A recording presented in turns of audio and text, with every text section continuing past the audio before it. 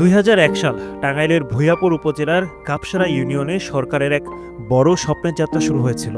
প্রায় ৫০ বিঘা জমির উপর নির্মিত হয়েছিল ১০০টি দোতলা টিনের ঘর। লক্ষ্য ছিল একটাই, ভূমিহীন, অসহায়, ছিন্নমূল মানুষদের একটি মাথা গোজার ঠাঁই দেওয়া। ২৫ বছর ধরে সোনা ঘর দিচ্ছে, মনে করি যে এতদিন তাও থাকা হারছি, মনে করি যে হান্নার ঘরে সোনা থাকা হারি না। ঘরটা পানি পরে ঘর ভাঙ্গা চুরা গেছে গা, খাম টাম সব ভাঙ্গা চুরা গেছে গা, উঠে ফেলে থাকার কোনো গোছ নাই সোনা। ঘর তোলা হইলো গরিব মানুষের জন্য, তারা কোনো অনুদান পায় না, তারা বাড়ি ঘর জায়গা জায়গা দাঁড়িয়ে নিয়ে গেছে গা, যা ২-৪ জন আবার থাকি তাই না, এই পানি ভরে ঘর দেয়, তারপরে থাকা খুব কষ্ট। থাকা হারি না, খাওয়া কষ্ট, থাকি না কষ্ট, খাওয়া কষ্ট, থাকা হাতে ঘরে এমনি জায়গা জায়গায় পানি পড়ে। তখনকার দিনে ১০০টি পরিবার নতুন করে স্বপ্ন দেখতে শুরু করেছিল। এক টুকরো ঘর, কিছু জমির কাগজ, সব মিলিয়ে তাদের চোখে ছিল শান্তির এক জীবন। কিন্তু সেই স্বপ্ন আজ রূপ নিয়েছে ভয়ঙ্কর এক দুঃস্বপ্নে।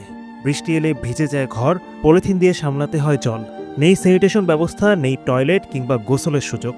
পুনর্বাসন ঘরগুলা আছে, এগুলা আসলে অনেক দিন ধরে আমি দেখতেছি পড়ে থাকে। গরিব অসহায় মানুষকে দেওয়ার জন্য যে ঘরগুলা সরকার দিয়েছিল, কিন্তু এগুলার কোনো মেরামত নাই, বা টয়লেট, গোসলখানা, টিউবওয়েল, বাথরুম এগুলা কিছুই নাই। আসলে যাদের জমিন জায়গা আছে তারা হয়তো তাদের জায়গায় গেছে, যারা অসহায় মানুষ বা জমিন জায়গা নির্বাহী করতে পারে না, তারা ভাঙ্গা ঘরে থাকে, অনেক কষ্ট হয়। দুজন মানুষ এসে জেলা করবা করে বসি, তাহলে আর হেরা বসতে দেখারি না, আমরা দাঁড়া থেকে তারপরে ঘরে মানে দাঁড়াবা।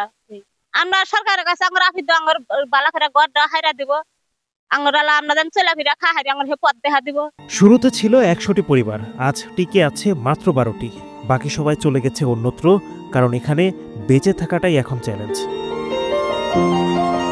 বিগত সরকারের সময় কিছু উন্নয়নের বরাদ্দ এসেছিল ঠিকই, কিন্তু স্থানীয় কিছু অসাধু জনপ্রতিনিধির দুর্নীতির কারণে সেগুলো আর আশার আলো দেখেনি।